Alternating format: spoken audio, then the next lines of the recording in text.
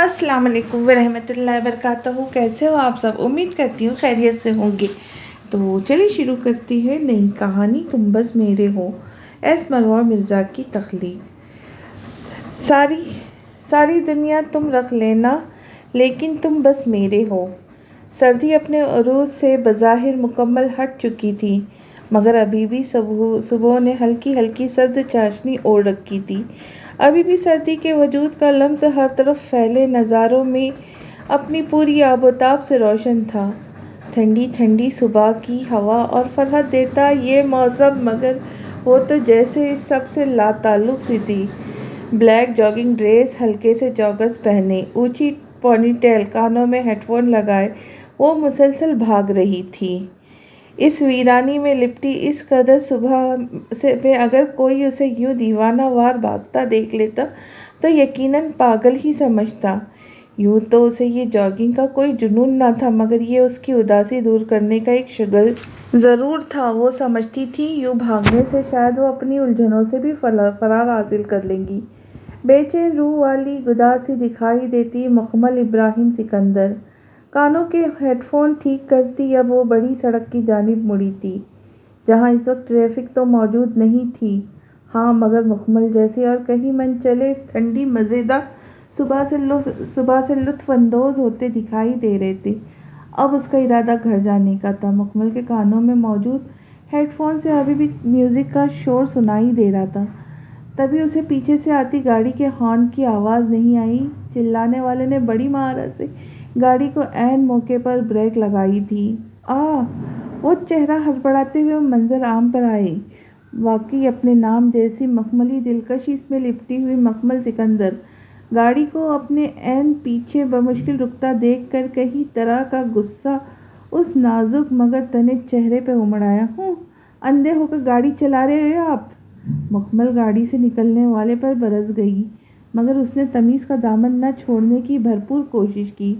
Oh hello miss, जो भी नाम है आपका, अंधा मैं नहीं आप है, और शायद बहरी भी। कब से हॉर्न पे हॉर्न बजा रहा हूँ और आप है कि सुन ही नहीं रही। मुकाबिल भी मौसूफ चढ़ दौड़ने में कोई कसर नहीं छोड़ रहे थे। अरसल मंसूर बहुत शरारती नकुश वाला, उलझा सा हसीन, जिसका हुस्न बिल हल्का सा मुंतशिर दिखाई देता था, जैसे चांद पर हल्का सा साया हो, किसी ज़ाती गहरी दिलबस्तगी का साया, मगर आके शरीर लहजा मज़ीद आफत। ये अंधी और बहरी किसको कहा है? मुकम्मल ने गुस्से से हेडफोन कानों से खींचते उसके जानिब गुस्सैली नज़रों से घूरते देखा। मेरा ख्याल है यहाँ मेरे और आपके अलावा दूर दूर तक सड़क के सिवा कोई नहीं, तो आपको ही कहा है ना, और ये आप बरस किस पे खुशी में रही है? अब तो सामने वाले के चेहरे पर शरीर सा रंग उभरा।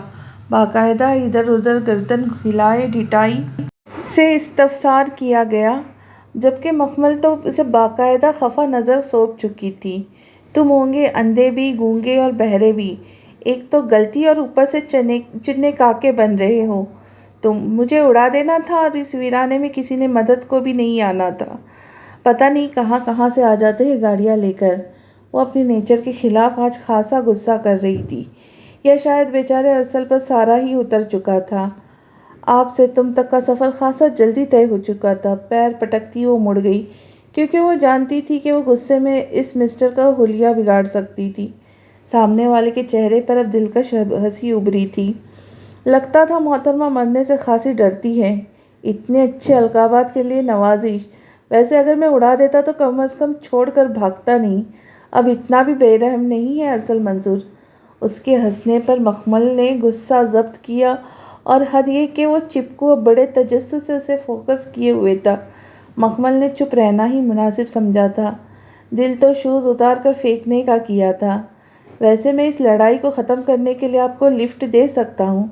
आपको गर्म हीटर की ज़रूरत है। लगता है सुबह की हल्की सर्दी सर में घुस गई है। खूंखार नज़रों ने ऑफ़र देने वाले पर एक गुस्सैली गोरी डालती अब वो शदीद गज़बनाक थी। मखमल का यही दिल किया कि कुछ उठा के उसके सर पे दे मारे। वो अपनी गाड़ी पे बैठते ही गाड़ी चलाकर उसके साथ साथ ले जा रहा था। बत्ती सी भी बाहर थी। ओ हेलो मिस, जो भी नाम है, क्या आप सुन रही है? वो आपकी बात ज़रा ऊंचे अंदाज में बोला था। लगता है इसे इज्जत रास नहीं, अंधा छिचोरा कहीं का। مکمل مکمل غصے سے بڑبڑاتے ہوئے بولی اور وہ پھر سے مسکرایا۔ اونچا بولے نا، لفٹ چاہیے یا جاؤں؟ وہ بھی شاید اب لطف اندوز ہو رہا تھا۔ تم خود جاؤں گی یا یہاں سے کچھ اٹھا کے سر پھاڑ دوں؟ اس کے تیور ایسے تھے کہ وہ سچ میں کچھ اٹھا کر مارنے والی تھی۔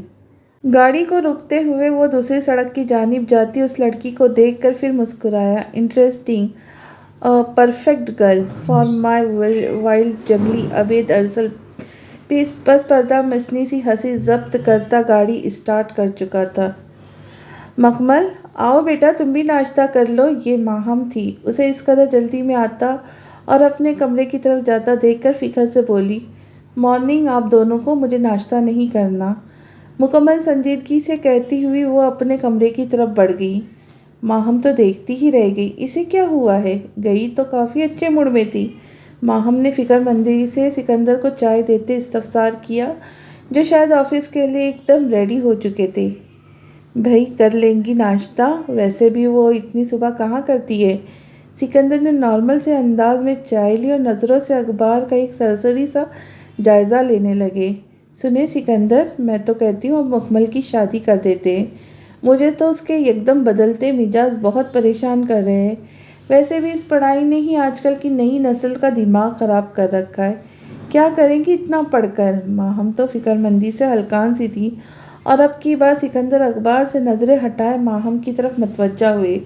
بالکل بھی نہیں، ابھی ہم اس کی شادی نہیں کر سکتے، اسے پہلے اپنی تعلیم مکمل کر لینے دو، اور ویسے بھی اس کی زندگی کا اتنا بڑا فیصلہ ہم اکیلے نہیں کر سکتے، روحی کی بھی مرضی اور رائے ضروری ہے۔ سکندر نے اپنی اکلوتی اور لاڈلی بہن کا بہت مان سے ذکر کیا۔ ماہم کو بات کہی، ماہم کے چہرے کی افسردگی بڑھی۔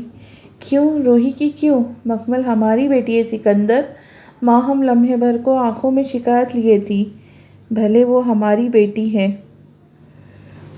لیکن اس پر روحی کا حق سب سے زیادہ ہے، کیونکہ ہم مکمل کو اس سے سونپ چکے تھے بچپن سے، لہٰذا اس سے متعلق ہر فیصلے میں روحی برابر شامل رہے گی۔ یہ وہ بات تھی جو یہاں پتھر پر لکیر سمجھی جاتی تھی۔ ماہم بھی دوبارہ اسے ناشتے میں لگ چکی تھی۔ ٹھیک ہے میں مانتی ہوں، پر ایک بات میری بھی سن لے، روحی کے بے جا لاڈ پیار نے مکمل کو بگاڑ دیا ہے۔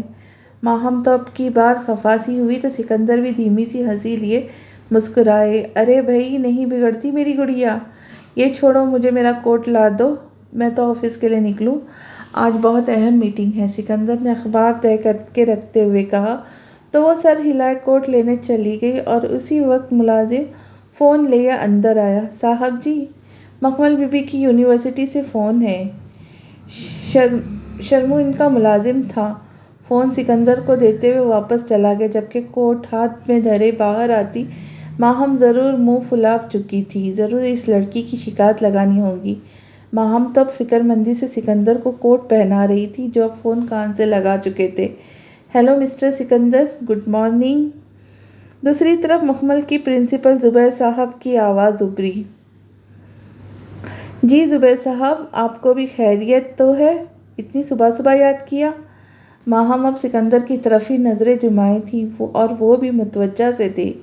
صبح صبح تنگ کرنے کی معذرت، لیکن مجھے مکمل کے متعلق بات کرنی تھی، جو بہت ضروری ہے۔ دراصل وہ پچھلے 2 ہفتوں سے کوئی کلاس نہیں لے رہی، جس کی وجہ سے اس کی پروگریس بہت لو جا رہی ہے۔ شاید وہ مینٹلی فریش نہیں لگتی۔ سب خیریت ہے؟ اب تو سکندر کے چہرے پر بھی تشویش ابھری تھی۔ جانتے تھے مکمل کی سستی کی وجہ روحی سے دوری ہے۔ جی سب ٹھیک ہے، سکندر نے گویا سوچ جھٹک کر جواب دیا۔ دیکھیں سکندر صاحب، آپ جانتے ہیں وہ ہماری یونی کی بہت برائٹ اسٹوڈنٹ ہے، اور ہم کبھی نہیں چاہتے ایسا ہیرا گنوائے۔ یہ اس کا لاسٹ سیمسٹر ہے، آپ اسے سمجھائیں کہ وہ بھرپور توجہ دے۔ دوسری طرف سکندر بھی فکر مند تھے۔ ٹھیک ہے زبیر صاحب، آپ فکر نہ کریں، میں سمجھاؤں گا اسے، اب وہ ایسا نہیں کریں گی۔ سکندر نے اپنی طرف سے مکمل مطمئن کیے کہا تو دوسری طرف بھی اطمینان ابھرا۔ مجھے آپ سے یہی امید تھی۔ مجھے یقین ہے وہ اس سال بھی ہمیشہ کی طرح اپنی بہترین کارکردگی دکھائیں گی۔ ہیو اے گڈ ڈے، اللہ حافظ۔ وہ یہ کہہ کر فون بند کر چکے تھے، جبکہ ماہم اب سنجیدگی سے سکندر کا فکر مند چہرہ دیکھ رہی تھی۔ اللہ حافظ۔ سکندر بھی فون رکھے کسی سوچ میں پڑ گئی۔ کیا ہوا؟ وہ جانتی تھی، پھر بھی پوچھ رہی تھی۔ بعد میں بتاؤں گا، اب فی الوقت مجھے دیر ہو جائے گی، سنجیدگی سے کہتے وہ شرفو سے بیگ لیے ڈائننگ ٹیبل سے چابی اٹھاتے ہوئے باہر نکل گئے اور ماہم وہیں سر پکڑ بیٹھی رہی۔ What unbelievable! یہ پریزنٹیشن بنائی ہے آپ نے؟ اسے کہتے ہیں پریزنٹیشن؟ دل تو کر رہا ہے یہ لیپ ٹاپ ہی اٹھا کر باہر دے ماروں۔ مسئلہ کیا ہے فاروقی صاحب؟ دھیان کہاں ہے آپ کا؟ آج وہ پورے غضب میں آ چکا تھا۔ گرے 3 پیس اور مردانہ وجاہت جلال لیے وہ دلکش سراپا کسی اور کا نہیں بلکہ ملک کے نامور بزنس مین عبید ملک کا تھا۔ سامنے کھڑے فاروقی صاحب بھی لمحہ بھر کو ہل گئے تھے۔ سر میں معافی چاہتا ہوں، وہ گویا منمنائے تھے۔ مقابل کے چہرے پر ماتھے کی رگیں لمحہ بھر کو ابھری۔ وہ سامنے والے پر اچٹی ہوئی تنقیدی نظر ڈالے ہوئے تھا۔ آپ کی یہ کارکردگی ہماری کمپنی کو جلد دیوالیہ کر سکتی ہے۔ مہربانی فرما کر ہر کام کو ایک ہی بار میں ٹھیک کرنے کی عادت اپنا لیں۔ اب وہ اپنے غصے کو بمشکل کنٹرول کیے بولا تھا۔ غصہ اسے سوٹ نہیں کرتا تھا، دماغ کی نس فڑفڑانے لگتی تھی۔ میں اسے فوراً ٹھیک کرتا ہوں، آئندہ آپ کو شکایت نہیں ملے گی عبید ملک۔ محبت میں جس قدر خود پرست اور خود غرض، غصے میں اس قدر خطرناک ہو جانے والا، جسے کام کے معاملے میں سوری جیسے بے وقت الفاظ سے نفرت تھی، جسے خوش کرنا ہر کسی کے بس کا روگ نہ تھا سوائے اس واحد مخلوق ارسل منصور کے۔ اس کی رگ جان اس کا ساتھی جائے، ٹھیک کرے اسے۔ اس سے پہلے کہ فاروقی صاحب باہر نکلتے، ملازم اندر آئے۔ سر باہر ارسل صاحب آئے ہیں۔ عبید کو سر ہلاتے ہی وہ دونوں باہر نکل چکے تھے۔ کسی اور موقع پر اگر ارسل کی آمد ہوتی تو واقعی ایک اسمائل بھلے وہ جلی ہی کیوں نہ ہوتی ضرور دیتا، مگر اس وقت حالات خاصے گرم تھے۔ ارسل اس کا اکلوتا اور بچپن کا دوست تھا، اس کے ہر دکھ سکھ کا ساتھی بھی، ایک زندہ دل سا خوبصورت انسان۔ ارسل اندر جھانکے خود سے پہلے اپنی شرارتی ہنسی اندر پہنچا چکا تھا۔ may I come in, my مسڑو خڑوس اور شعلہ نما عبید ملک؟ اب تو ارسل صاحب پورے کے پورے اندر آ چکے تھے، ہنسی اور مسکراہٹ لیے جو خاصہ اس کا خاصہ تھی۔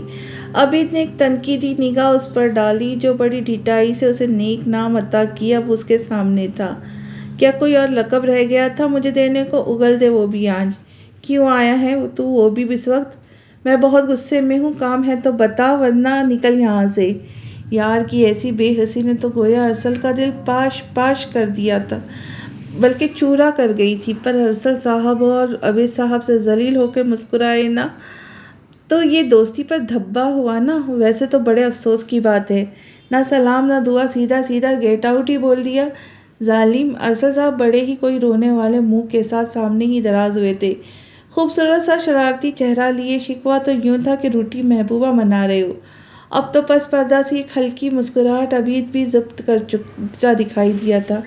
آخر وہ اس کی جان تھا۔ ڈرامے مت کر، بتا کیا ہے؟ کیوں بے وقت کی آفت بن کر نازل ہوا ہے؟ عبید تو واقعی اس وقت جلے کٹے موڈ میں تھا۔ ارسل کی ہنسی نکلی۔ صبح بھی محترم کسی کا دماغ کھا چکے تھے۔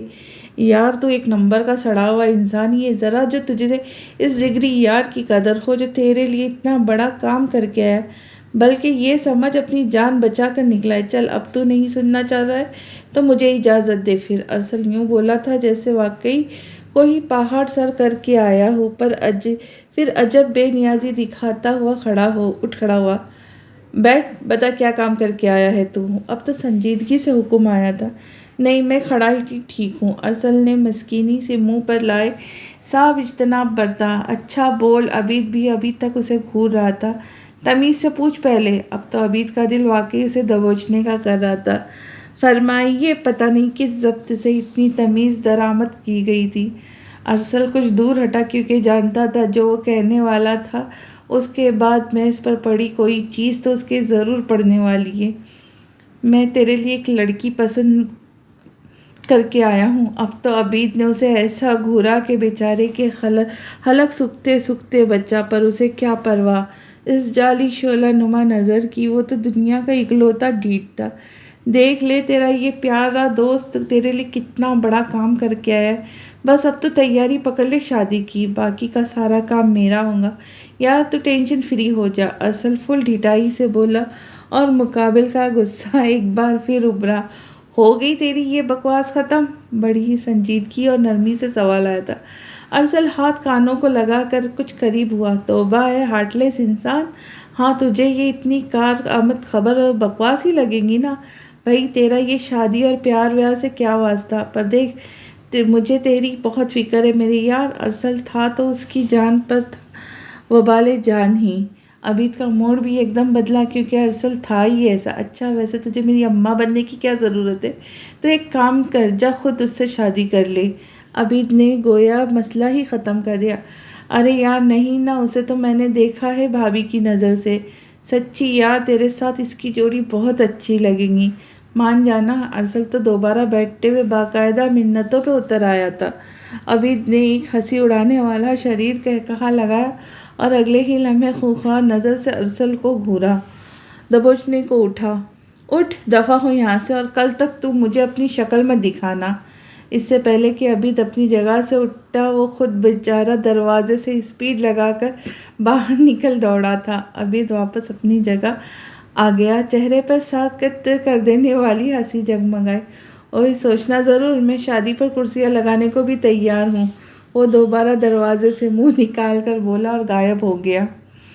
اب کی بار عبید ملک اپنی پوری آب و تاب سے مسکرایا۔ اف، یہ طلسمی ہنسی نہ جانے کتنوں کو شکار کرنے والا تھی۔ گدھا کہیں کا! ہنستے ہوئے خود کلامی کیے وہ دوبارہ اپنے لیپ ٹاپ پہ مصروف ہو گیا تھا۔ مکمل یہ کیا حال بنا رکھا ہے کمرے کا؟ اور تم ابھی تک یونیورسٹی کیوں نہیں گئی؟ ماہم کمرے میں آئی تو ہر طرف کپڑے اور کتابوں کا پھیلاؤ دیکھ کر سر پکڑ چکی تھی۔ وہ اب خفا سی بیڈ پر نیم دراز ہوئی مکمل کو دیکھتے بولی تھی، میرا موڈ نہیں ہے۔ دوسری طرف جواب بھی خاصی بیزاری تھا۔ یہ تمہارا موڈ آج کل چاہتا کیا ہے؟ روز ہی خراب ہوتا ہے، مسئلہ کیا ہے تمہیں؟ اب تو ماہم راستے میں پڑے کشن اٹھاتی ہوئی مکمل کے سامنے آتی سر پہ پہنچ چکی تھی۔ مکمل کے آئے دن بڑھتی بے دلی بیزاری سے وہ تنگ آ رہی تھی۔ نظریں اب منہ پھلا کر بیٹھی مکمل پر تھیں۔ مسئلہ کوئی نہیں، مجھے روحی آپی یاد آ رہی ہے، مجھے ان کے پاس جانا ہے، میں نہیں رہ سکتی ان کے بغیر۔ ماہم کو اندازہ تھا کہ یہی وجہ تھی، اچھے سے جانتی جو تھی اپنی انوکھی لاڈلی کو۔ کیوں، ہم تمہارے دشمن ہیں کیا؟ کبھی اپنے سگے ماں باپ کو بھی اتنی اہمیت دے دیا کرو جتنی روحی کو دیتی ہو۔ اب وہ ہم سے زیادہ اہم ہو گئی ہے۔ ماہم کو روحی کچھ خاص پسند نہیں تھی، جس کی وجہ مکمل کا روحی سے حد درجہ اٹیچ ہونا تھا۔ دوسرا، عورت اپنی اولاد کے معاملے میں شیئرنگ پر کبھی بھی مطمئن نہیں ہو سکتی تھی، یہ فطری عمل ہے۔ وہ میرے لیے اس دنیا میں سب سے زیادہ اہم ہے ماما، کیونکہ یہ ان کی مکمل بھی ہوں اور ان کا ارتضیٰ بھی۔ مکمل کا جواب سن کر ماہم کچھ لمحے کو لاجب ہوئی۔ ارتضیٰ کے ذکر تو اسے بوجھل مکمل کو مزید روحانسا کر گیا تھا۔ لیکن ہم اگنور کر کے تم ہمیں کس چیز کی سزا دے رہی ہو؟ کیا یہ ہماری محبت کا صلہ ہے؟ اب کی بار ماہم اداسی لیے لاجواب سی ہوئی تھی۔ یہاں آ کر ان کی بھی دلیلیں ہارنے لگتی تھی۔ ایسا نہیں ہے، آپ اور ڈیڈ بھی میرے لیے اہم ہوں، لیکن مجھے روحی آپی کے پاس بھجوا دے، بھلے کچھ دن ہی۔ مکمل باقاعدہ سیدھی ہو کر بے قراری سے ان کا ہاتھ پکڑے اداسی سے بولی، میں اسے کہوں گی وہ یہاں آ جائے کچھ دن۔ تم وہاں جا کر اپنی پڑھائی کا مزید خرچ کرنا چاہتی ہو، جس کی تمہیں کوئی اجازت نہیں۔ ماہم بھی صاف گوئی سے بولی تو مکمل کا اداس چہرہ مزید اداس سا ہو گیا۔ نو، آپ ان سے مت کہیے گا، وہ نہیں آئیں گی، وہ وہاں اپنا کام نہیں بند کر سکتی۔ مکمل رنجیدہ سا منہ بنائے کہہ کر اپنا فون اٹھائے باہر نکل گئے۔ ماہم ایک بار پھر اداسی ہو گئی۔ روحین توقیر حمدانی مکمل کے والد سکندر ابراہیم کی چھوٹی اور لاڈلی بہن تھی۔ روحی کی شادی ایک بہت امیر گھرانے کے توقیر حمدانی سے ہوئی تھی۔ وہ ایک بہت خوبصورت لڑکی ہونے کے ساتھ ساتھ ایک اعلیٰ پائے کی ڈاکٹر تھی۔ خوشیاں بہت تھیں، مگر خوشیوں کے ساتھ ساتھ بہت بڑا حادثہ بھی تھا۔ اللہ نے روحی کو ایک بیٹا ارتضیٰ حمدانی دیا تھا۔ وہ ایک ہیپی فیملی تھی، مگر قسمت میں ان دونوں میاں بیوی کا بہت کم ساتھ تھا۔ ایک کار حادثے میں روحی اور توقیر کی گاڑی بری طرح تباہ ہوئی۔ اس وقت گاڑی میں وہ دونوں اور 3 سالہ ارتضیٰ بھی موجود تھا۔ اس خوفناک حادثے نے روحی کو تو بچا لیا، مگر اس سے توقیر کے ساتھ ساتھ ارتضیٰ کو بھی چھین لیا۔ روحی بمشکل بچ پائی تھی، گاڑی سے بس توقیر کی لاش ملی تھی، مگر ارتضیٰ کی باڈی یا اس کا کوئی نام و نشان نہ مل سکا۔ روحی اس اتنے بڑے حادثے سے مر ہی جاتی، مگر ارتضیٰ کی ڈیڈ باڈی نہ ملنے کے بعد اس کے زندہ ہونے کی ایک امید لیے وہ جینے کی طرف لوٹ آئی۔ گاڑی کے ارد گرد اور آگے پیچھے کے علاقے سے بھی ارتضیٰ کے بارے میں کوئی سراغ نہیں مل سکا۔ روحی خالی ہو گئی تھی، اسے زندگی کی طرف لوٹانا ناممکنات میں سے تھا۔ تب تک خود سکندر ابراہیم کی کوئی اولاد نہ تھی۔ پھر اس حادثے کے 1 سال بعد ہی اللہ نے ماہم کی خالی گود بہت مدت بعد بھر دی تھی۔ خوبصورت روئی جیسی گلابی گالوں والی وہ بچی جس کا نام مخمل سکندر رکھ دیا گیا تھا۔ سکندر نے وہ بچی اپنی روحی کی اجاڑ زندگی میں سویرا کرنے کے لیے اسے سونپ دی۔ روحی جسے زندگی کی طرف لوٹ آئی، مگر مخمل کے بعد پروردگار نے ماہم اور سکندر کو پھر کوئی اولاد نہ دی۔ یوں مخمل ان تینوں کی محبت کے سائے میں بڑی ہوئی۔ اس کی ایک نہیں 2 مائیں تھیں۔ مخمل کے آ جانے کے بعد روحی کے اندر ارتضیٰ کو ڈھونڈنے کی شدت مزید تیز ہو گئی تھی۔ وہ ایک بہت بڑی ڈاکٹر تھی۔ روحی نے اپنی ساری توجہ محبت مخمل پہ لٹا دی۔ خود مخمل روحی سے بے حد درجہ کلوز رہی۔ بچپن کے کئی سال تو وہ مکمل روحی کے پاس رہی تھی۔ وہ اس کی دوست، ماں، بہن، استاد سب تھی۔ ماہم کا اس سب خوبصورت حال سے راضی ہونا ناممکن نہ تھا، کیونکہ ان کی ایک ہی بیٹی تھی اور وہ بھی روحی کو دے دی گئی تھی۔ ماہم کو یہی لگتا تھا کہ روحی نے اس سے مخمل چھین لی۔ جب روحی کو اس بات کا علم ہوا کہ ماہم غمگین رہنے لگی ہے تو اس نے مخمل کو واپس بھیج دیا، پھر اس سے کم اپنے ساتھ لے جانے لگی۔ روحی ایک سمجھدار عورت ہونے کے ساتھ ساتھ بہت حساس بھی تھی۔ ارتضیٰ مخمل سے 4 سال بڑا تھا اور اب تو وہ اگر زندہ ہے تو جوان ہو چکا تھا۔ روحی دن رات لگا کر آج بھی ارتضیٰ کے تلاش کو جاری رکھے ہوئی تھی۔ ارتضیٰ نہ صرف روحی کی ریاضت تھا بلکہ اسے روحی جیسی نازک بے چین رہنے والی مخمل کا عشق بھی تھا۔ بچپن سے وہ ارتضیٰ کا سنتے آئی تھی۔ اسے ارتضیٰ کے وجود اور اس کے روحی کے بیٹے ہونے کے ناطے سے محبت تھی۔ فی الوقت روحی کا ارتضیٰ مخمل ہی تھی۔ مخمل جب بھی روحی سے ارتضیٰ کی بات کیا کرتی تھی تو بالکل لڑکے کا گیٹ اپ کرتے کہتی، میں مخمل ارتضیٰ ہوں۔ پھر تو روحی اپنی اس جان پر فدا ہو جایا کرتی تھی، اور پھر وقت کے ساتھ ساتھ مخمل واقعی مخمل ارتضیٰ بن گئی۔ اس کے اندر یہ خواہش محبت بن گئی۔ قسمت میں کیا لکھا ہوتا ہے یہ ہم نہیں جان پاتے۔ روحی کی آج تک یہی خواہش تھی اگر ارتضیٰ مل جائے تو وہ مخمل کو اپنی بہو بنائے گی۔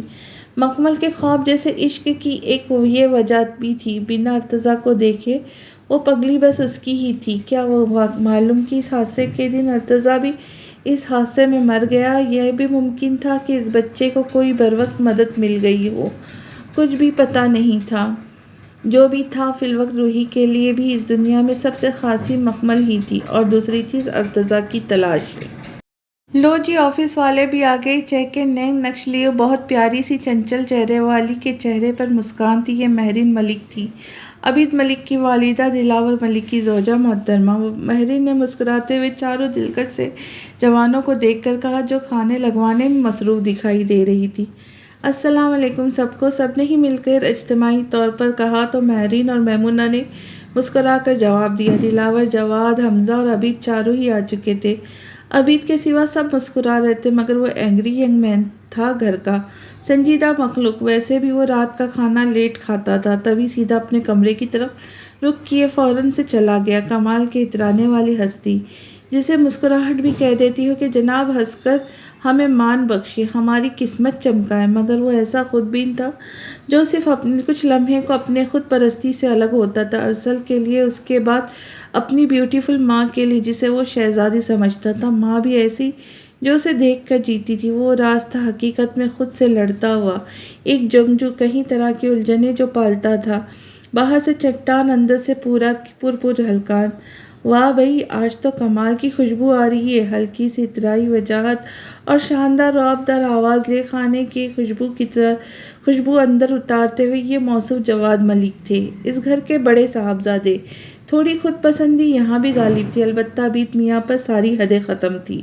کھانے کے شوقین تھے، ویسے بھی اس گھر کی عورتیں باقاعدہ شیف جیسی خصوصیت کی مالک تھی۔ یہ تو بالکل ٹھیک کہا آپ نے بھائی صاحب، خوشبو بھی ایسی ظالم کہ پیٹ میں دوڑتے چوہوں کو اوپر جوش پر جوش کر گئی۔ اب کی بار دلاور اپنی ہسمکھ طبیعت کے سنگ مسکرا کر بولے تھے، ہلکی سی شعلے چمکتے دمکتے اس گھر کے چھوٹے صاحبزادے، نیارے پیارے اور جناب عبید ملک کے والد محترم، جو بالکل اس سے متضاد تھے، ذرا بھی خود پرستی کا رنگ نہیں تھا، جان دینے والوں میں سے یاروں کے یار، اپنے چہرے پہ مسکان رکھنے والے۔ ہاں ہاں ہاں، تو پھر دیر کیسی جناب، آ جائے، کھانا بالکل ریڈی ہے۔ اب کی بار میمونہ بولی تھی، گھر کی بڑی اور سمجھدار بہو، چہرے سے ہی بڑی اور سلجھی لگتی تھی۔ آخر ہلکا سا رعب بڑے ہونے کے ناطے آ جانا بھی فطری عمل تھا۔ حمزہ بھی فریش ہو کر آ چکا تھا۔ یہ تھے محترم اس گھر کے دوسرے طاقتور اور توانا سے شہزادے، مگر مزاجی رنگ میں اپنے چاچا دلاور سے میل کھاتے تھے، اور کچھ دیر تک دلاور اور جواد بھی فریش ہو کر آ چکے تھے۔ شروع کرے، کھانا ٹھنڈا ہو رہا ہے۔ مہرین نے کھانا سرو کرتے ہوئے بڑی نیازی سے مسکان لیے کہا، ویسے کیا بات ہے یہ اس قدر اہتمام؟ سب خیریت تو ہے نا؟ جواد صاحب تو باقاعدہ بریانی سے شروع کر چکے تھے۔ جی آج ایک خوشی کی بات ہے، تو ہم نے سوچا کیوں نہ پارٹی ہو جائے۔ اب کی بار میمونہ بولی تھی، ہلکی سی شوخی بھی چہرے پہ جھلک رہی تھی۔ سعید، کرن اور حیا بھی اپنے اپنے اسٹائل سے میز پر آ چکے تھے۔ کرن سیانی، حیا محترمہ آفت اور سعید صاحب بڑی آفت۔ اس وقت صرف عبید ہی کی کمی تھی۔ خوشی کی بات، اب تو بچہ پارٹی بیک وقت بولی تھی، بھائی آج کرن بیٹی کا رشتہ طے ہو گیا ہے، بہت اچھے لوگ ہیں ماشاء اللہ۔ میمونہ نے مسکراتی ہوئی شرمیلی ہنسی ہنسی کرن کو دیکھ کر کہا، تو اب سب کے چہرے کھل چکے تھے، خاص کر گھر کے سب سے چھوٹے اور موٹے سعید کے۔ وہ اس فیملی کا تھوڑا ہیلتھ والا بچہ تھا۔ ماشاء اللہ، پھر تو بہت بہت مبارک ہو آپ کو بھابھی، آپ کو بھی بھائی، اللہ ہماری کرن بیٹی کا نصیب اچھا کرے۔ دلاور مسکرا کر دعائیہ انداز میں بولے تو سب نے بیک وقت آمین کہا۔ واو، کرن آپی کی شادی ہوگی، کتنا مزہ آئے گا نا؟ سعید کی پرجوشی دیکھ کر سب کے دانت باہر آئے تھے۔ ویسے ماننا پڑے گا، یہ شادی کی باتیں ان خواتین سچا کوئی ہینڈل نہیں کر سکتا۔ جواد اب کی بات تعریف میں مسکرائے تھے۔ یہ تعریف کرنا تو واقعی اہم فریضہ تھا، اور اگر جن کی تعریف کی جا رہی ان میں بیگم بھی شامل ہو تو پھر کیا خوش مزاجی، کیا خود پرستی، یہ سب ہی ایک پرچم تلے آ جاتے۔ تو اور کیا بھائی صاحب، یہ کام عورتوں کے ہی کرنے والے۔ اب کی بار مہرین نے سب کو کباب سرو کرتے ہوئے کہا۔ وہ مکمل منفقہ انداز میں مسکرا دیے تھے۔ بہت مبارک ہو میری لاڈلی بہن، سدا خوش رہو۔ حمزہ اس گھر کا سب سے بڑا ذمہ دار ترین بچہ تھا۔ کرن اور وہ دونوں بہن بھائی سینئرز تھے۔ جہاں گھر میں پہلی شادی کی خبر کی خوشی ہر چہرے پہ رقص کرتی دکھائی دے رہی تھی، وہیں کرن کا چہرہ بھی اس خوشی سے گلنار تھا۔ جواد ملک اور دلاور ملک ماں باپ حیات نہ تھے، دونوں ہی کامیاب بزنس مین تھے۔ نہ عزت کی کمی تھی نہ ہی پیسے کی۔ ایک ہی کامیاب کنسٹرکشن بزنس رن کر رہے تھے، جس کی ایک وجہ بھائیوں کے بیچ کا اتفاق تھا۔ جواد ملک تیکھے مگر کہنے کو تحمل مزاج، جن کی جوزہ میمونہ ملک تھی۔ اللہ نے ان دونوں کو 3 بچوں سے نوازا تھا، حمزہ، کرن اور حیا۔ حمزہ اور کرن سب سے بڑے تھے اور 1 سال کا فرق لیے ہوئے تھے، جبکہ حیا کرن سے بھی 3 سال چھوٹی تھی۔ دلاور ملک، جن کی زوجہ مہرین ملک تھی، اللہ نے ان کو 2 بچوں سے نوازا تھا، عبید ملک اور سعید ملک۔ جہاں عبید اینگری ینگ جینٹل مین، وہیں سعید شرارتی، ہسمکھ اور گولو مولو بچہ تھا۔ دونوں کے بیچ 7-8 سال کا فرق تھا۔ حمزہ اور عبید اپنی انجینئرنگ مکمل کر کے اب اپنے ہی بزنس سے وابستہ تھے۔ کرن بھی MA کر چکی تھی، جس کی اب شادی طے ہو گئی تھی۔ حیا کی یونیورسٹی ابھی ختم ہوئی تھی، جبکہ سعید کا بھی کالج شروع ہوا تھا۔ وہ فرسٹ ایئر میں تھا۔ ایک مکمل ہیپی فیملی، جہاں سب کے دکھ اور خوشیاں سانجھی سی تھی۔ مکمل، کیا ہوا پرنسس، کوئی پرابلم ہے؟ تم اپنی پڑھائی کو سنجیدہ کیوں نہیں لے رہی ہو؟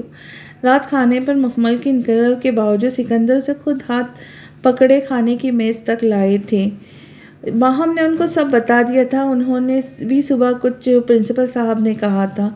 مکمل کا ہاتھ تھامے وہ نرمی لیے اس سے پوچھ رہے تھے، نظریں اس سوجے بوجھل چہرے پہ تھی۔ ماہم بھی مکمل کے بالکل سامنے بیٹھی تھی۔ سوری ڈیڈ، میری وجہ سے آپ کو پریشانی ہوتی ہے، مجھے کوئی مسئلہ نہیں۔ مکمل کا بیزار سا چہرہ دیکھ اب وہ دونوں میاں بیوی فکر مند تھے۔ جو بھی وجہ ہے مجھے بتاؤ میری جان، تمہارے ڈیڈ تمہیں یوں اپسیٹ نہیں دیکھ سکتے۔ بتاؤ مجھے، میں حل کروں گا نا جو بھی مسئلہ ہے۔ اب کی بار سکندر نے پیار بھرے نرم لہجے میں کہا تھا۔ میں اپسیٹ نہیں ہوں، ایک تو یہ لڑکی منہ نہیں ٹھیک کرتی تھی، ماہم سر پکڑے اب صاحبزادی کا انکار سن رہی تھی۔ اچھا پھر موڈ ٹھیک کرو اپنا، ہم لانگ ڈرائیو پر چلتے ہیں، کیسا آئیڈیا ہے؟ سکندر تو اسے بالکل بچوں کی طرح آفرز دیے ٹریٹ کر رہے تھے۔ نہیں ڈیڈ، میرا موڈ نہیں۔ اب کی بار وہ نے واقعی شدید اداس لگی تھی۔ اوکے، اگر تم اپنا موڈ ٹھیک کر لو تو میں تمہیں ایک سرپرائز دوں گا۔ سکندر ہر ممکنہ کوشش کرتے ہوئے بولے تھے، اپنی اکلوتی پیاری سی بیٹی کی اداسی ان کو بھی ہلا دیتی تھی۔ سرپرائز پہ ماہم پر تجسس میں لگی تھی۔ سرپرائز؟ مکمل نے حیرانی سے سکندر کو دیکھا، بے چینی بھی آیا ہوئی۔ یس بتاؤ؟ سکندر اب کی بار مسکرائے تھے۔ جی، مکمل بھی اب جاننے کو بے تاب تھی۔ کل سنڈے ہے نا؟ ہم سب روحی سے ملنے جائیں گے، مگر ایک شرط پر۔ روحی کے نام پر مکمل کا چہرہ کھل اٹھا تھا۔ اب تو جو بھی شرط ہوتی قبول و منظور ہوتی۔ وہ کیا ڈیڈ؟ مکمل نے خوشی لیے پوچھا۔ ماہم تو باقاعدہ منہ پر ہلکی ہلکی خفگی لا چکی تھی۔ اتنی خوشی ماں کے لیے تو اس کو بھی کبھی محسوس نہیں ہوئی تھی، رقابت سے حاوی ہوئی تھی۔ وہ یہ کہ تم وعدہ کرو کہ تم پھر اپنا موڈ بھی ٹھیک رکھوں گی، پڑھائی پر بھی فوکس کروں گی۔ مکمل تو چاہتی ہی یہی تھی۔ روحی سے وہ 3-4 ماہ سے نہیں ملی، البتہ فون پر مکمل کو روز کئی بار کرتی تھی۔ اس سے ملنا ہی اس پگلی کی اداسی کا واحد حل تھا۔ ٹھیک ہے، آئی پرامس، پکا والا۔ اب تو وہ اٹھ کر ڈیڈ کو گھیر کر ہنسی تھی، اب وہ بھی مکمل کے جوش کو دیکھ کر اسے لپٹائے مسکرا رہے تھے۔ ایسے ہی ہنستا رہا کرے میرا بچہ، ایک تم ہی تو ہمارے گھر کی رونق ہو مکمل۔ تم اداس ہوتی ہو تو یہ گھر بھی بوجھل لگتا ہے۔ باپ بیٹی کا پیار دیکھ کر بھی ماہم مسکرا نہ سکی، دل تو ان کا یہاں آ کر کٹ جاتا تھا۔ یہ روحی تو ہماری زندگیوں سے چپک کر ہی رہ گئی، دل میں سوچتے ہوئے بے حد افسردہ تھی۔ ٹھیک ہے، اب جاؤ، سو جاؤ جا کر، ماہم نے کہا تو مکمل ان سے بھی لپٹ کر مسکرائی اور اپنے کمرے کی طرف چل دی۔ وہ بہت خوش تھی، روحی سے ملنا اسے اس دنیا میں سب سے اچھا کام لگتا تھا۔ روحی سے ملنا مطلب ارتضیٰ سے ملنا۔ ارتضیٰ اس کا عشق تھا۔ روحی سے مل کر اسے لگتا تھا جیسے وہ ارتضیٰ سے بھی مل لیتی ہے۔ پگلی نہ جانے کیسے اس محبت نامی اور وہ بھی سراب جیسی کے جنگل میں پھنس گئی تھی۔ میں فائنلی روحی آپی سے ملوں گی۔ Good night, miss you so much Roohi آپی، دل میں سوچتی ہوئی روحی کو میسج ٹائپ کرتے وہ بیڈ پر لیٹ گئی تھی۔ مس یو ٹو میری جان، سو جاؤ اب، گڈ نائٹ۔ روحی کا میسج پڑھ کر وہ ہنس دی۔ سیل سائڈ ٹیبل پر رکھا، پھر لیمپ بھی بجھا دیا۔ روحی کی زندگی میں بھی مکمل پہلے نمبر تھی۔ وہ اسے پوری اہمیت دیتی تھی، مکمل کی ہر چھوٹی بات کا خیال رکھتی تھی، تبھی وہ مکمل کے دل اور زندگی دونوں میں اونچا مقام رکھتی تھی۔ Good morning everyone. Sunday ہو اور جناب نوٹی سے ارسل صاحب کی آمد نہ ہو، ایسا ممکن ہی کب تھا؟ اپنے ازلی شرارتی انداز میں وارد ہوتے ہی بولا تھا۔ مہرین تو دیکھتے ہی مسکرا دی۔ واحد فرد تھا جو ان کی عبید کو ہنسانے پہ قدرت رکھتا تھا، تبھی تو ان کی بھی جان سے زیادہ عزیز تھا۔ ارے ماشاء اللہ، آؤ ارسل، کیسا ہے ہمارا بچہ؟ ابھی دراصل دونوں کو ہی وہ ایک جیسا ہی سمجھتی تھی۔ وہ کچن میں ہی آ گیا تھا جہاں مہرین اور میمونہ ناشتہ بنا رہی تھی۔ میمونہ اب ایک اسمائل دیتی شاید سب کو ناشتے کے لیے بلانے گئی تھی۔ میں تو فٹ ہوں آنٹی، لیکن کسی اور کے دن خراب ہونے والے۔ اب تو مہرین بھی فکر مندی سے ارسل کا پراسرار شرارتی چہرہ دیکھے حیران ہوئی۔ ارے اللہ نہ کرے، ایسا کیوں کہہ رہے ہو؟ صبح ہی صبح ہلا رہے ہو بچے، مہرین نے کہا تو وہ بھی مسکراتا ہوا کرسی کھینچے سامنے بیٹھ چکا تھا۔ سنڈے کا ناشتہ وہ یہی کرتا تھا۔ ارسل خود سے بھی اکلوتا بیٹا تھا۔ ارے میری پیاری سی آنٹی، میں تو آپ کی بہو اور عبید کی بیوی کی بات کر رہا ہوں۔ اب تو مہرین واقعی حیرت لیے مڑی تھی۔ ہیں، عبید کی بیوی؟ ارسل تو ان کے ایکسپریشن دیکھ کر ہنس دیا تھا۔ تو اور کیا، اپنے سرو بیٹے کو یوں ہی کنوارا رکھنا ہے کیا؟ نے شادی وادی کروائے تاکہ محترم میں کچھ خوش مزاجی کا عنصر آئے۔ میرا تو خیال تھا کہ اب تک آپ نے کوئی لڑکی وڑکی بھی ڈھونڈ لی ہوں گی۔ ارسل اپنے شرارتی انداز میں دانت دکھائے بولا، مگر اب تو مہرین واقعی اداسی ہو گئی ہوئے مڑی۔ کہاں ارسل بیٹا، تم تو جانتے ہو شادی کا تو نام ہی نہیں سنتا، لڑکی تو تب ڈھونڈوں نا جب وہ حامی بھرے، دل کے ارمانوں کو آنسوں میں بہہ جانے والا ہی حساب تھا۔ یہ تو مسئلہ ہے نا، آپ اسے منائیں، باقی لڑکی میں ڈھونڈ لوں گا۔ مہرین کی آنکھیں بھی اس حسین سی حیرت جیسی بات پر روشن ہوئی۔ کیا واقعی؟ سچ میں یہ کام تم ہی کر سکتے ہو؟ اور میرا پیارا بچہ، اسے منانے کا کام بھی تمہارے سوا کوئی نہیں کر سکتا۔ ایک دم ارسل کو جیسے اپنی اہمیت پر بڑا پیار آیا۔ چلے یہ ذمہ داری میری، لڑکی آپ نے فکر ہی نہیں کرنی۔ ارسل اور مہرین پر ایک مشکوک نظر ڈالتے سامنے کھڑا عابد وائٹ ٹی شرٹ اور بلیک ٹراؤزر میں ملبوس دروازے میں ہی کھڑا گھور رہا تھا۔ یہ دونوں جب بھی ایک ساتھ ہوتے تھے ضرور عابد ملک کے خلاف کوئی سیکرٹ مشن طے کر رہے ہوتے تھے۔ تبھی موصوف کا ماتھا ٹھنکا، بھویں سکڑی دکھائی دی۔ یہ کس لڑکی کا ذکر چل رہا ہے یہاں؟ وہ دونوں ہی ساکھتے ہوئے دروازے کی جانب مڑے تھے، مگر اگلے ہی لمحے مہرین کے چہرے پہ ہنسی، جبکہ ارسل کے چہرے پہ مسکینی سی اتر آئی جس میں اس کا کوئی ثانی دوم نہ تھا۔ عابد کا چہرہ دیکھ کر دونوں ہی ایک دوسرے کو دیکھا۔ لڑکی ہے؟ لڑکی یہ کیا ہوتی ہے؟ ہاں عابد، تو بھی نہ، لگتا ہے کان خراب ہے تیرے۔ کیوں بھائی آنٹی؟ ارسل کی اوور ایکٹنگ پر مہرین بھی بمشکل ہی اپنی ہنسی ضبط کی۔ عابد تو اس کا اتنا شوکے ہونے پہ مزید مشکوک ہوا تھا، رگ رگ سے واقف جو تھا۔ ہاں بھائی چلو، عابد تم اسے روم میں لے جاؤ، میں تم دونوں کا ناشتہ روم میں ہی بھجوا دیتی ہوں، مہرین نے کہا تو عابد اسے دیکھ ساتھ چلنے کا اشارہ کر رہا تھا۔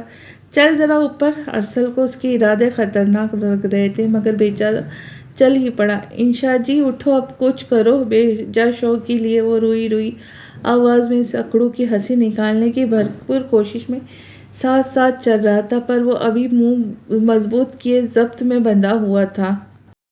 ادھر آ ذرا۔ عابد نے ارسل کا بازو گھسیٹتے اسے کمرے کے اندر کیا، جو اب اتنے زور سے گھسیٹے جانے پہ بہت بیچاری شکل بنائی تھی۔ کیا بد تہذیبی ہے سڑیل، بازو توڑ دیے جلاد کہیں کے۔ ارسل کا منہ دیکھ عابد کی ہنسی تو آئی، پر وہ ضبط کر کے مصنوعی سنجیدگی سجائے اسے گھورنے میں لگ چکا تھا۔ چپ کر، یہ کیا نیچے ماما کو پٹیاں پڑھا رہا تھا؟ کس لڑکی کا ذکر ہو رہا تھا؟ عابد کی خوخار نظریں اب ارسل پر تھی، وہ جو درد پھیلائے اب شرارتی ہنسی لیے تھا۔ ارے وہ، ارسل نے کہا وہ کو خاصا لمبا کھینچا، جسے صاحب ظاہر تھا کہ ڈرامے بازی کا آغاز شروع ہوا چاہتا ہے۔ ہاں بول، ڈرامے بند کر۔ عابد نے مکہ بنایا، اس کی ہنسی کو بلاک کرنے کا ارادہ ظاہر کیے تیور دکھاتے کہا، ابے کچھ بھی نہیں، ہم تو لکڑی کہہ رہے تھے، بھلے جا کے پوچھ لے آنٹی سے۔ ارسل نے منمناتے ہوئے مکے کی پہنچ سے نکلتے ہی کہا تو عابد تھوڑا ہنسی دبائے دھیمے ہوا، اگر کوئی اور بات ہوئی تو میں تجھے نہیں چھوڑوں گا۔ گویا ارسل کی مسکین ہنسی دیکھتے ہوئے اس نے وارننگ دی۔ ارسل بھی ارسل ہی تھا، پیٹ کا ہلکا، تو مان کیوں نہیں لیتا ان کی یہ بات؟ آخر شادی کر لے، عمر گزر گئی نا تو کوئی کسی نے پوچھنا بھی نہیں۔ مجھے تیری بڑی فکر ہے۔ ارسل کے منہ سے سچ یوں پھسلا گویا ہاتھ سے ریت۔ عابد تو اس کی یہی بات پسند تھی، سب اگل دیتا تھا۔ خوشگوار سی ہنسی ضبط کیے وہ دوبارہ ارسل کی جانب مڑا، جو اسے سچ کی درآمد ہونے پر منہ پر ہاتھ دھرے افسوسناک ہنسی لیے تھا۔ مطلب یہ بات ہو رہی تھی۔ عابد پھر سے گھورے ہوئے بولا، مارنا ہے تو مار لے یار، اب سچ منہ سے نکل ہی آیا تو کیا کروں؟ پر یار بہت ارمان ہے آنٹی کو، وہ بھی چاہتی ہے تیری بھی شادی ہو اور چھوٹے چھوٹے درجن بچے ہوں۔ مسکین اور سنجیدہ شکل بنائے ارسل شادی نامہ کھولے دوبارہ شروع ہو چکا تھا۔ درجن؟ ہاں، اب تو وہ ارسل کو دبوچ ہی چکا تھا۔ عابد خود بھی دانت نکال چکا تھا۔ اگلے ہی لمحے وہ اسے صوفے پہ پٹک کر سامنے سیدھا ہوا، چہرے پہ دوبارہ سے سنجیدگی تھی۔ تو کر لے شادی، تکلیف کیا ہے تجھے میری آزادی سے؟ یہ ماما کے کان بھرنے بند کر، اور اگر تو اس سارے معاملات میں گھسا تو تیری ٹین تو عابد کرے گا۔ اب عابد واقعی خڑوس نائی ہی لگا تھا، سامنے بھی پترائی حیرت ابھری تھی۔ وہ یہ ٹین والا مذاق نہیں یار، بندے کی اپنی سرکل میں تھوڑی عزت ہے۔ اس کی معصومیت پر عابد بھی ہنس چکا تھا۔ بس پھر دور ہے اس معاملے سے، ایک بار پھر خوشگوار سے وارننگ دیتے وہ کچھ ہلکا ہوا تھا، اور اگر زبردستی مجھے اس معاملے میں گھسا دیا گیا تو ہولے ہولے قدم اٹھاتا۔ وہ بڑی معصومیت سے تھوڑی پہ ہاتھ دھرے بولا۔ عابد نے ایک خونخوار نظریں اس پر ڈالی۔ پھر تیری موت عابد ملک کے ہاتھوں ہوگی۔ صاف اور شفاف قسم کی مطمئن دھمکی آئی تھی۔ ویسے جو لڑکی میں نے تیرے لیے دیکھی ہے نا، ہائے تجھے سے تو زیادہ ہی سڑی ہوئی ہے، کیا خوب جمے گی جب مل بیٹھیں گے خڑوس دو۔ اتنی سی بات تھی کہ اب بیٹھ کے چاروں تکیے اس پر صورت برسات نازل ہوئے تھے، ساتھ ہی عبید نے پڑا میگزین بھی دے مارا جو بیچارے کے ناک پر لگتے لگتے مس ہوا تھا۔ ارے کوئی ہے جو مجھے اس خوفار بلا سے بچائے۔ بیچارہ ارسل تو دعائیاں دیتا رہ گیا اور عبید بھی اب مشکل ہنسی دبائے اس ڈرامے کو دیکھ کر مسکرا رہا تھا۔ دیکھ ارسل، اگر تو نے یا کسی نے مجھے فورس کیا تو میں واقعی خونخوار بن جاؤں گا۔ بڑی شریف قسم کی سلجھی سنبھلی وارننگ آئی تھی۔ ناشتہ آ چکا تھا۔ ملازمہ ناشتے کی ٹرے بیڈ پر دھرے باہر نکل گئی تھی۔ عبید بیڈ پر بیٹھ گیا جبکہ ارسل نے سارے گرے تکیے اٹھا اور انہیں بیڈ پر دھرے ان تکیوں کے پہاڑ پر جا بیٹھا۔ عبید نے ایک شرارت سے مزید نظر اس گدھے کو دیکھا۔ دوست ہوں تیرا، جو کروں گا تیری بھلائی کے لیے ہوگا۔ جلدی سے ناشتہ کر لیتے، پھر تیری شادی کی پلاننگ بھی کرنی ہے۔ بڑی ہی بزرگانہ فکر لیے وہ ارسل نامی وپال صاحب جگری یار کی شادی کروانے کے لیے ہلکان دکھائی دیے۔ اس سے پہلے کہ ارسل اس تکیے کے پہاڑ پر ٹک کر سنبھلتا، عبید نے تکیوں کی ٹانگ پھیلائے پاؤں مارا تو سارے ارسل سمیت زمین بوس ہو گئے۔ اب بتا کون سی پلاننگ؟ عبید تو ہنستا ہوا اب تکیہ لیے زمین پر اوندے پڑے ارسل پر جھکا پوچھ رہا تھا، وہ بھی ڈھیٹ مٹی دانت نکالے جا رہا تھا۔ تیری شادی کی شادی کی شادی کی، پھر کیا؟ ایک ہی تکیے اس پر نان اسٹاپ برسات شروع تھی۔ دونوں ہی اب ہنس رہے تھے۔ ویسے کوئی کمینے قسم کے ڈھیٹ ہے تو ارسل۔ اب تو عبید بھی نان اسٹاپ اپنی تلسمی ہنسی لیے ہنس رہا تھا اور دروازے میں کھڑی مہرین تو صدقے واری جا رہی تھی دونوں پر۔ وہ ایک دم سنجیدہ رہنے والا عبید اس قدر بھی ہنس سکتا، یہ تو وہ بس سوچ ہی سکتی تھی، مگر ایسا ارسل کی بدولت ممکن ہوتا تھا۔ دونوں کی اس خوبصورت دوستی کو نظر نہ لگنے کی دعا دیتی وہ واپس مڑ چکی تھی۔ وہ دونوں بھی اب خوشگوار انداز میں مسکراتے ہوئے ناشتہ شروع کر چکے تھے۔ عبید کا ہر سنڈے ارسل یوں ہی خاص بناتا تھا۔ وہ بھی جانتا تھا عبید کے لیے ہنسنا بہت اہم ہے، یہ چیز اس کی طبیعت میں بہت سدھار لاتی تھی، مگر اچانک آنے والی شدید غصہ عبید ملک کے دماغ کی نسیں جامد کر دیتا تھا۔ یہ ارسل منصور تو ایک طرح اس پر پراسرار سے عبید کی دوا تھا، اس کا مسیحا تھا، اس کی ہر کمی تکلیف سے واقف۔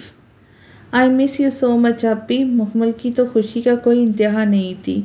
اس کی روح شناس طبیعت کو سمجھنے کے والی دل پسند ماں آج وہ پورے 4 ماہ بعد روحی سے مل رہی تھی۔ بہت ہی دلکش سی مسکراہٹ لیے روحی 40-45 عمر کے درمیان لگتی تھی، مکمل ارتضا کی سنڈریلا، واقعی کسی شہزادی جیسی تھی، مگر شہزادی بھی وہ جس کی کہانی خوبصورت نہیں تھی۔ پور پور لاحاصلی انتظار کی اذیت میں لپٹا تھا، اپنا سب کچھ گنوا کر جینا آسان نہیں تھا۔ یہ مشقت طلب عمل ہے جو بینائی چھین لیتا ہے، یہاں تک کہ رہائی چھین لیتا ہے۔ روہن کی آنکھوں میں وہ خلش اپنے پاؤں جمائے تھے جو ایک مدت سے یہاں کی رہائشی تھی۔ اب اس سب کے باوجود مسکرائی آنکھوں والی روحی، عمر تو زیادہ تھی مگر ابھی تک خود کو بالکل فٹ رکھا تھا۔ وہ ایک بہت بڑی ڈاکٹر تھی۔ خود وہ مکمل کو دیکھ کر خوش دلی سے مسکرائے اسے کب سے خود سے لگائے بیٹھی تھی، جیسے کوئی اپنا سرمایہ حیات بہت دن بعد نکال کر ماتھے سے لگائے سینے سے لگاتا ہے۔ خود مکمل بھی بالکل روحی کی ہی بیٹی لگ رہی تھی، اور وہ تھی روحی کا ارتضا بھی اور روحی کی مکمل بھی۔ میری جان، آئی مس یو ٹو۔ بہت بیزی لائف ہو گئی، ذرا ٹائم نہیں ملا، ورنہ میں خود چکر لگاتی۔ مکمل کا چہرہ تھامے وہ دلکش سی شفقت لیے تھی، شفقت بھی ایسی جو بس اسیر کر دیتی تھی۔ بہت یاد کر رہی تھی یہ تمہیں، ویسے کبھی کبھی میں سوچتا ہوں تمہیں مکمل کو ہمیشہ پاس ہی رکھنا چاہیے تھا۔ سکندر بھی اب ہلکی سی شرارت سے مسکراتے ہوئے چائے پیتے ہوئے بولے، جس پر ماہم خاصی خفا سی نظر ڈال چکی تھی۔ روحی نے بھی ماہم کی نظر کا اندازہ محسوس کیا تھا۔ میں خود اس کے بغیر ادھوری ہوں، لیکن مجھ سے زیادہ اس پر آپ دونوں کا حق ہے۔ یہ وہاں رہے تب بھی میرے دل کے اتنے ہی قریب ہیں، دونوں کا اس قدر پیار ماہم کو ہمیشہ ہی کھٹکتا تھا۔ آپ کی یہی باتیں تو مجھے آپ سے دور نہیں ہونے دیتی۔ مکمل ایک دم ہنسمکھ سی ہو گئی تھی۔ یہی کمال تھا روحی کا، اس بے چین روح والی کی ہر ادا اسی تھم گئی تھی، وہ جیسے جی اٹھی تھی۔ دور ہونے بھی نہیں دوں گی تمہیں۔ اب کی بار روحی اس کے گال کھینچتے مان لیے ہنسی۔ تم آتی جاتی رہا کرو روحی، تم سے مل کر ہم سب فریش ہو جاتے۔ سکندر بھی روحی سے بہت پیار کرتے تھی تو ان کی اکلوتی بہن، سب دیا مگر اچھی قسمت نہ دے سکے۔ اس بات سے تو والدین خوف کھاتے، اپنی بیٹی کو دنیا کی ہر آشائش دے کر بھی مقدر نہیں دے پاتے۔ جی بھائی، اب کوشش کروں گی۔ آپ تو جانتے ہیں نا کہ میں خود کو مصروف رکھنے کے چکر میں خود کو بہت زیادہ پھنسا لیا میں نے، لیکن اب میں کوشش کر رہی ہوں وہیں کوئی جاب مل جائے تاکہ میں آپ کے اور مکمل کے قریب رہ سکوں۔ مکمل تو گویا پرجوشی لیے مسکرائی تھی۔ اس سے بڑی خوشی تو روح زمین پر نہ تھی کہ روحی اس کے پاس آ جاتی۔ سچ؟ واہ، پھر تو بہت مزہ آئے گا، آپ میرے ساتھ رہیں گی۔ وہ ہنستی ہوئی بہت پیاری لگتی تھی۔ روحی کی بھی دنیا روشن ہو جاتی تھی، اسے لگتا جیسے اس کا ارتضا بھی مسکرا دیا۔ روحی بھی مسکرائے، سر ہلائے، اس کا چہرہ تھام چکی تھی۔ بہت اچھا ہو جائے گا یہ، سکندر بھی خوش ہوئے تھے۔ ہاں، اس کا موڈ بھی نہیں بگڑے گا۔ ہم تو جیسے کانٹے چبھوتے اسے۔ ماہم کی نارمل بات میں چبھی ہوئی خفگی روحی اور سکندر سمجھ گئے تھے، جبکہ مکمل اب اٹھ کر ماما کو گھیر چکی تھی۔ وہ بھی جانتی تھی کہ وہ ماہم کے ساتھ بہت بار ناانصافی کر جاتی تھی۔ روحی تو آج تک اسے یہی سکھاتی آئی تھی کہ وہ ماہم کو زیادہ پیار دیا کرے۔ آپ تو میری بڑی والی کوئن ہیں نا، مکمل کے لاڈ میں گویا لوٹ آئے تھے۔ ایک روحی سے مل لینے سے وہ بالکل نارمل ہو جاتی تھی، کھل جاتی تھی۔ ماہم بھی نہ چاہتے ہوئے مسکرا سی دی تھی۔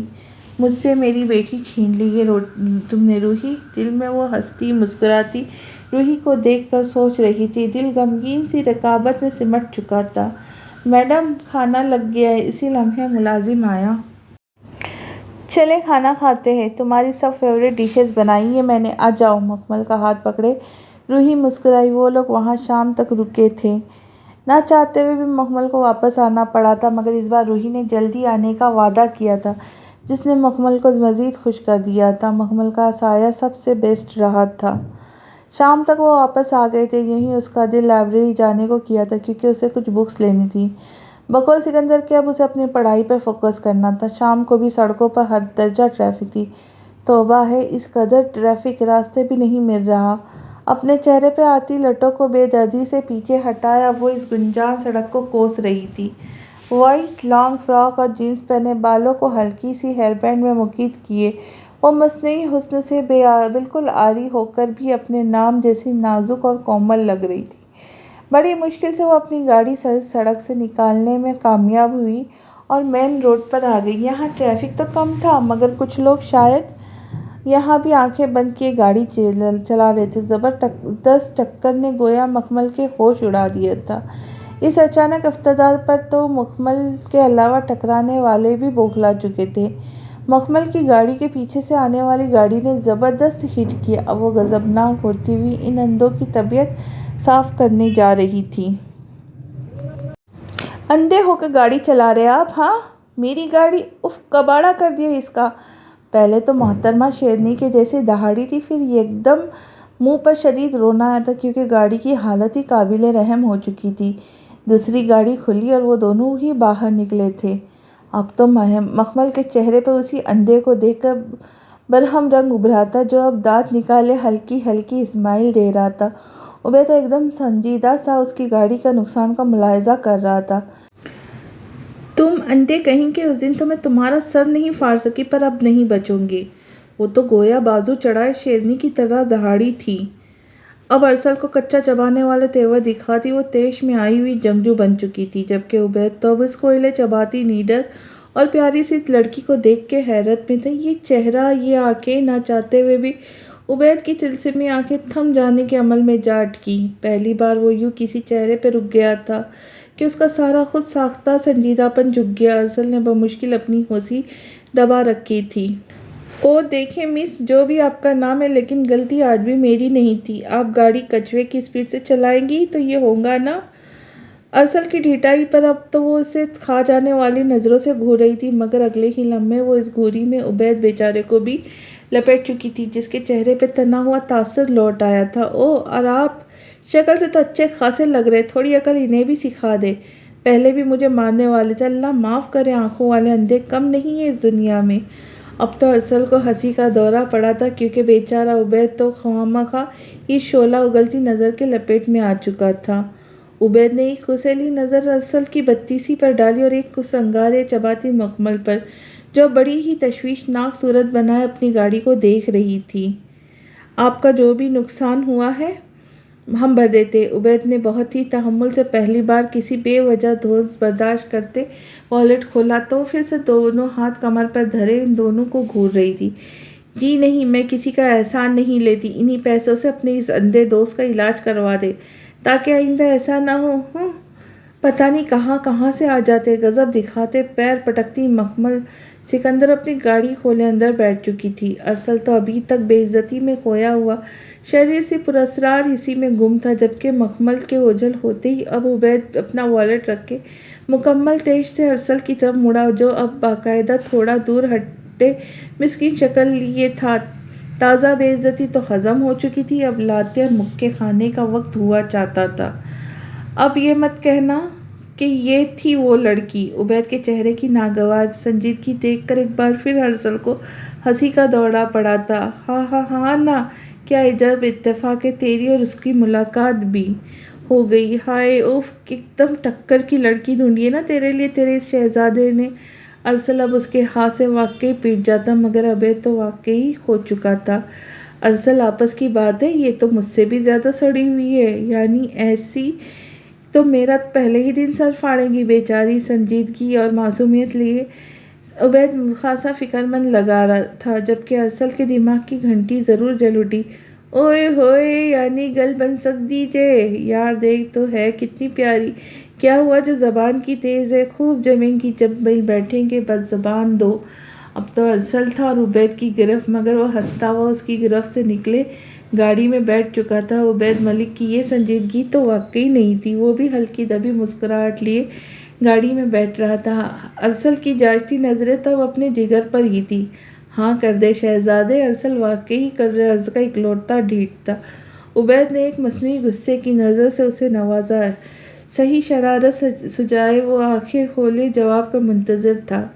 لگتا ہے تجھے اپنی جان ذرا بھی نہیں پیاری، مجھے کیوں لگتا ہے کہ تو میرے ہاتھوں سے ہی مرے گا، اور سب کی زبان پر یہی ہوگا کہ بیچارہ عبید ملک کی شادی کروانے کے چکر میں ضائع ہو گیا۔ اب کی بار عبید کی آنکھوں میں بھی شرارت تھی، مقابل قہقہا ابھرا تھا۔ ہاں میرے یار، تو مجھے ایزی نہ لے، یہ یاد رکھ کہ کروانے کے بعد ہی مروں گا، اور پہلے روانہ بھی ہو گیا نا تو میری نیک روح یہ فریضہ سر انجام دینے پہنچ جائے گی۔ اور وہ خود بھی ہنس رہا تھا۔ بہت بڑا ڈرامہ ہے تو بدرو کہیں کا۔ عبید بھی ہنسی دبائے میوزک آن کر چکا تھا، مگر اس کا دماغ تو واقعی آج کسی اور ہی سمت گامزن تھا۔ ارسل نے بھی ایک اور مسکراتی نظر ڈالی اور ہنستا ہوا میوزک سنتے سنتے سامنے دیکھنے لگا۔ دھیرے دھیرے مچل اے دلے بے قرار، کوئی آتا ہے یوں تڑپ کے، نہ تڑپا مجھے بار بار، کوئی آتا ہے دھیرے دھیرے مچل اے دلے بے قرار۔ ارسل صاحب نے تو چن چن کر گانوں کی کلیکشن رکھی تھی، پرانے گانوں کے۔ وہ دونوں ہی دل دادا تھے۔ عبید تو شاعری سے بھی شغف رکھتا تھا۔ تنہائی اور تکلیف زندگی سے جڑے تو انسان کو ہلکا پھلکا شاعر بنا ہی دیتی ہے۔ عبید کی چہرائی کی رعنائی بھی بے مثال تھی۔ ارسل کے چہرے کی دلکشی اس سے بھی باکمال تھی۔ اس کے دامن کی خوشبو ہواؤں میں ہے، اس کے قدموں کی آہٹ فضاؤں میں ہے۔ اس کے دامن کی خوشبو ہواؤں میں ہے، اس کے قدموں کی آہٹ فضاؤں میں۔ مجھ کو کرنے دے سولہ سنگار، کوئی آتا ہے مدھر سی موسیقی، نے تو دل جلے کو بھی سر دھونے پہ مجبور کر دیا تھا۔ اسے بھی لگا جیسے دل میں کوئی قدم رکھنے آ رہا ہے۔ ارے واہ، آج تو میری بیٹی تمام فضول چیزیں چھوڑ کر کتاب پڑھ رہی ہے، دیٹس ویری گڈ۔ صبح ناشتے کے بعد میمونہ کمرے میں آئی تو حیا کو میوزک سننے اور موبائل میں مصروف ہونے کی بجائے کتاب میں گھسا دیکھ کر ان کے چہرے پہ خوشگوار سی آئی تھی۔ وہ بیڈ سے ٹیک لگا ایک ٹانگ پر دوسری ٹانگ چڑھائے ریڈنگ میں مگن تھی۔ وہ بھی ہلکا سا مسکا دی۔ اپنے چہکتے نئے نقش والی حیا ملک، بلا شبہ اس کا حسن چمکتا ستارہ تھا۔ کسی دل والے کا عشق بھی تھی ارسل منصور کا۔ ایک مدت سے وہ آفت کا پرکالہ اس ظالم تیکی بحث پر اپنی بے مول محبت لٹاتا آ رہا تھا، چپ چاپ یک طرفہ طور سے، خاموش سے۔ نہیں جانتی تھی کہ پگلی کسی ہیرے کی ریاضت ہے، کسی آسمان کے چاند کی محبت ہے۔ وہ جو دوست پر واری جاتا تھا، پھر محبوب کے لیے دنیا کی ساری رنگینی سمیٹ لاتا۔ ہسمکھ نیارا، بے حد پیارا، مگر ہائے یہ محبیت کی کرسی! جو بیٹھتا ہے مغرور ہو جاتا، خود سری کا شکار ہو جاتا، اور محبوب ظالم نہ ہو تو اسے محبوب کون کہے؟ یونین ختم ہونے کے بعد اب وہ بالکل فری ہی تھی۔ جی ممی، بس یہ کل ڈیڈ بہت اچھی بکس لائے ہیں، سوچا انہیں ہی پڑھ لوں، اور کروں بھی کیا؟ یونین کے بعد تو بہت بور ہو گئی ہوں۔ وہ بھی ناک چڑھائے اپنی بوریت کا رونا روتے بولی تو میمونہ ہلکی سی مسکراہٹ لیے اس کے روبرو بیٹھ گئی۔ تو بھئی ڈھونڈ لیتے ہیں نا مصروفیت، کیوں نہ کرن کے ساتھ ساتھ ہم تمہاری بھی شادی کر دیں؟ میمونہ تو مکمل گھریلو خاتون تھی، ایک ایسی ماں جسے اب بس اپنی بیٹیوں کو پیا گھر بھیجنے کی ہی فکر ہوتی ہے۔ کتاب رکھے وہ حیرت لیے سیدھی ہوئی۔ میری شادی؟ حیا کے ایکسپریشن دیکھ میمونہ مسکرا کر ہلکا سا مسکرا دی۔ ہاں شادی، ویسے بھی کرن کے بعد تمہارا ہی نمبر ہے، کیونکہ آپ کے حمزہ بھیا نے صاف صاف کہہ دیا ہے کہ پہلے حیا اور کرن کی شادی ہوگی، پھر میں کروں گا۔ ویسے بھی میں تمہارے اور ڈیڈ بھی یہی چاہتے ہیں، ہم جلد از جلد اپنے بچوں کے فرض سے سبکدوش ہو جائے۔ اب کی بار میمونہ کے لہجے میں نرمی اور مان سا تھا۔ کیا آپ میری مرضی سے شادی کریں گی؟ حیا سنجیدگی اور کھوئے انداز میں بولی تھی۔ سامنے بھی کچھ پل کو سنجیدگی ابھری، جانتی جو تھی اپنی بچی کی انوکھی جنونی مرضی۔ سنجیدگی نے ہلکی ناگواری کا بھی رنگ پکڑا۔ عبید کے علاوہ اگر کوئی تمہیں پسند ہے تو بتاؤ۔ اس بات پر حیا کے چہرے پہ بے قراری ابھری، فطرتی تھی۔ محترمہ، عبید ملک جیسے غصے اور گھمنڈی پر فریضہ تھی، یعنی اس خودبین کے چاہنے والوں کی لمبی فہرست میں سب سے جنونی پاگل دیوانی حیا ملک تھی۔ مگر عبید کیوں نہیں؟ آخر میں عبید کے علاوہ کسی سے شادی نہیں کروں گی، یہ بات آپ اچھے سے ذہن میں بٹھا لیں۔ حیا ایک ضدی لڑکی تھی، ضد بھی وہ جو فوراً آگ کی مانند دہک جاتی، اور خاص کر عبید کے معاملے میں اس کی ضد سے میمونہ پہلے سے واقف تھی۔ ہر بار انکار کرتی تھی کیونکہ ایسا ناممکنات میں سے تھا۔ عبید ملک نے تو اپنی ہی طرف سے حیا کو بہن بنا کر جھنجٹ ہی ختم کر رکھا تھا۔ بھئی وہ باز آیا جنون اور ضد سے، اور حیا اس کے اصل کا عشق تھی۔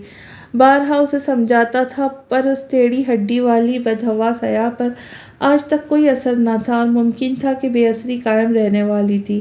ارسل کی محبت کا صرف عبید کو علم تھا۔ ویسے بھی عبید اور حیا خود ہی ایک دوسرے کی ضد تھے، نہ تو دونوں کے مزاج ملتے تھے، نہ حرکتیں، نہ ہی دل، نہ دماغ۔ اور وہ بندہ تو اپنی ضد نہ ماننے پر پھر حیا ملک کس کھیت کی مولی تھی؟ عبید ملک وہ آزاد پنچھی تھا جسے قید سے نفرت تھی، پھر چاہے وہ قید محبت کی ہو یا شادی کی۔ وہ تم سے شادی نہیں کرے گا، اس کے انتظار میں رہی تو بوڑھی ہو جاؤں گی۔ نہ تم دونوں کے مزاج ملتا ہے، نہ کچھ اور۔ وہ ایک نہایت خشک مزاج سا بچہ ہے، تم اس کے ساتھ نہیں چل سکتی، لہٰذا یہ بات اپنے ذہن سے نکال دو، میں کئی بار یہ کہہ چکی ہوں۔ میمونہ تو اب اٹھ کر پردے ہٹانے کے بعد سائڈ ٹیبل سے خالی مگ اٹھایا اور اسے سنجیدگی سے سمجھا چکی تھی، پر وہ ضرور بے چین ہو چکی تھی، بلکہ پاگل کہنا زیادہ مناسب تھا۔ میں کچھ نہیں جانتی، اگر میری شادی عبید سے نہ ہوئی تو میں ساری زندگی شادی نہیں کروں گی۔ سن لے! غصے سے بک بیڈ پر مارتے وہ باہر نکل گئی۔ دماغ خراب ہو گیا اس کا! میمونہ تو جیسے جھنجھلائی سی مگ لیے باہر نکل گئی۔ آج کی پہلی قسط یہیں تک۔ انشاءاللہ آپ کو یہ کہانی ضرور پسند آئے گی، اور پسند آنے پہ لائک شیئر سبسکرائب ضرور کیجئے، اور اپنی اچھی اچھی دعاؤں میں مجھے یاد رکھیں۔ تو جلدی ہی ملتے ہیں ایک اگلی قسط کے ساتھ، تب تک کے لیے آپ سب سے اجازت چاہتی ہوں۔ خوش رہے، خوشیاں بانٹے اور دعاؤں میں یاد رکھیں۔ اللہ حافظ۔